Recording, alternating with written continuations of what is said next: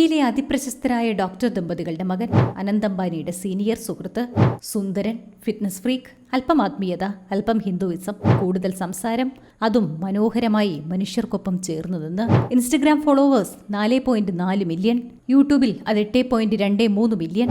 വായിൽ സ്വർണമോ വജ്രക്കരണ്ടിയോ ആയി ജനിച്ച് തലമുറകളുടെ ഡോക്ടർ പാരമ്പര്യമുള്ള കുടുംബത്തിൽ നിന്നും സ്വന്തം വഴിവെട്ടിയ ഇൻഫ്ലുവൻസ്. 2024 നാഷണൽ ക്രിയേറ്റർ പുരസ്കാരം പ്രധാനമന്ത്രിയിൽ നിന്ന് ഏറ്റുവാങ്ങിയ യുവാവ്. അയാളിന്ന് തന്റെ നവമാധ്യമങ്ങളിലൂടെ മാപ്പിരക്കുകയാണ്. തന്റെ ഫോട്ടോയല്ലാത്ത കോമഡിയിൽ കൈവച്ച് കൈപൊള്ളിയതാണെന്നും ക്ഷമിക്കണമെന്നും പറഞ്ഞുകൊണ്ടേയിരിക്കുന്നു. പക്ഷേ രക്ഷ കിട്ടുന്ന മട്ടില്ല. അവൻ ചേർന്ന് നിന്ന രാഷ്ട്രീയവും സ്റ്റേറ്റും എന്തിന് ഗേൾഫ്രണ്ട് പോലും അവനെ ഉപേക്ഷിച്ചു എന്ന് നേരും നുണയും നിറഞ്ഞ വാർത്തകൾ വന്നുകൊണ്ടേയിരിക്കുന്നു.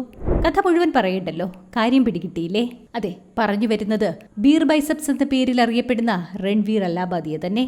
ഇന്ത്യ ഗോഡ് ലേറ്റന്റ് ഷോയിൽ തന്റെ മുന്നിലെത്തിയ മത്സരാർത്ഥിയോട് നിങ്ങൾ നിങ്ങളുടെ മാതാപിതാക്കളുടെ ലൈംഗികത ഒളിച്ചുനിന്ന് കാണുമോ, അതോ അതിൽ പങ്കുചേർന്നത് അവസാനിപ്പിക്കുമോ എന്ന ഒരു തരത്തിലും പൊതുസമൂഹത്തിന് ഉൾക്കൊള്ളാനാവാത്ത ചോദ്യം. അത് വലിയ വിവാദങ്ങൾക്ക് തിരികൊളുത്തിയിരിക്കുന്നു.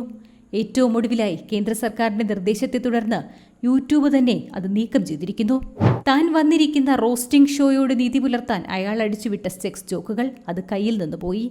അന്നോളം താൻ വളർത്തിയെടുത്ത മര്യാദരാമൻ, വിനയാന്വിതൻ ഇമേജുകൾ ഒരു നിമിഷം നഷ്ടമായപ്പോൾ അയാൾ ഇന്ന് ജീവിതത്തിലെ ഏറ്റവും ബുദ്ധിമുട്ടേറിയ കാലത്തെ അതിജീവിക്കുന്നു.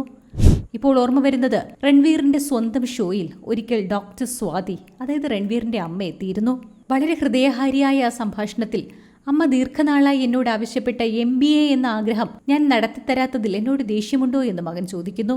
അതിന് അമ്മ പറഞ്ഞ മറുപടി, നീ ഒരു ഡീസന്റ് എഡ്യൂക്കേഷൻ ഡിഗ്രി വാങ്ങണമെന്ന് എനിക്കുണ്ടായിരുന്നു. കാരണം അത് നിന്നെ ബുദ്ധിമുട്ടേറിയ സമയങ്ങളിൽ സഹായിക്കും. അതെ, 31 വയസ്സിൽ ഏകദേശം 45 ലക്ഷം രൂപ മാസ വരുമാനമുണ്ടായിരുന്ന ഒരു ചെറുപ്പക്കാരൻ. അയാൾ ഈ കെട്ടകാലത്തെ അതിജീവിക്കുമോ? തന്റെ വാക്കുകളിൽ തനിക്ക് പൂർണ്ണ ഉത്തരവാദിത്വമുണ്ടെന്ന് തിരിച്ചറിയുമോ? ആരാണ് ഇന്നത്തെ വിവാദപുത്രൻ? രൺവീർ അല്ലാബാദിയ. 1993 ജൂൺ 2 രൺവീർ അല്ലാബാദിയുടെ ജനനം. അമ്മ ഡോക്ടർ സ്വാതി അല്ലാബാദിയ. 30 വർഷത്തിലധികം സർവീസുള്ള ഇന്ത്യയിലെ തന്നെ അറിയപ്പെടുന്ന ഗൈനക്കോളജിസ്റ്റും ഫെർട്ടിലിറ്റി ഫിസിഷ്യനുമാണവർ. അച്ഛൻ ഡോക്ടർ ഗൗതം അല്ലാബാദിയ. ഫെർട്ടിലിറ്റി ട്രീറ്റ്മെന്റിൽ അതികായനായ അദ്ദേഹത്തെ മിറാക്കിൾ മാൻ എന്ന് വിളിക്കുന്നവരുണ്ട്. തന്റെ മേഖലയിൽ അദ്ദേഹത്തിന്റെ റിസർച്ച് വർക്കുകൾ ഡോക്ടർമാർക്കും MBBS വിദ്യാർത്ഥികൾക്കും അത്രമേൽ വിലപ്പെട്ട പഠനോപാധി കൂടിയാണ്. അദ്ദേഹത്തിന്റെ രക്ഷിതാക്കളും ഡോക്ടർമാരാണ്. അങ്ങനെയുള്ള സാമ്പത്തികമായി ഏറെ മുന്നിൽ നിൽക്കുന്ന ഒരു ഡോക്ടർ കുടുംബത്തിൽ പിറന്ന മകൻ. അവൻ മുംബൈയിലെ സെലിബ്രിറ്റികളുടെ മക്കളും ധനികരുടെ മക്കളും എന്തിന്, നമ്മുടെ സ്വന്തം പൃഥ്വിരാജിന്റെ മകൾ പഠിക്കുന്ന പേരിൽ നമ്മളും ഇടയ്ക്ക് ചർച്ച ചെയ്ത ധീരുഭായി അംബാനി ഇന്റർനാഷണൽ സ്കൂളിൽ പഠനം. ശേഷം നേരെ BTech, DJ Sanghvi college of എഞ്ചിനീയറിംഗിൽ നിന്നും എഞ്ചിനീയറിംഗ് പഠനം പൂർത്തിയാക്കിയ ശേഷം 2015 രൺവീർ തന്റെ ഇഷ്ടത്തിന് പിന്നാലെ ഇറങ്ങുന്നത്. MBA ചെയ്യണം, ഇതായിരുന്നു വീട്ടുകാരുടെ ഇഷ്ടം. MBA എന്നതല്ലെന്നും കഷ്ടകാലം വന്നുപെട്ടാലും പിടിച്ചു നിൽക്കാൻ പാകത്തിൽ വിദ്യാഭ്യാസം, അതാണ് തങ്ങൾ ആവശ്യപ്പെട്ടതെന്നും അമ്മ ഒരിക്കൽ വ്യക്തമാക്കിയിട്ടുണ്ട്. എന്തായാലും തന്റെ ബിടെക് പാസ് ഔട്ടായ വർഷം തന്നെ രൺവീർ സോഷ്യൽ മീഡിയ യാത്ര തുടങ്ങി.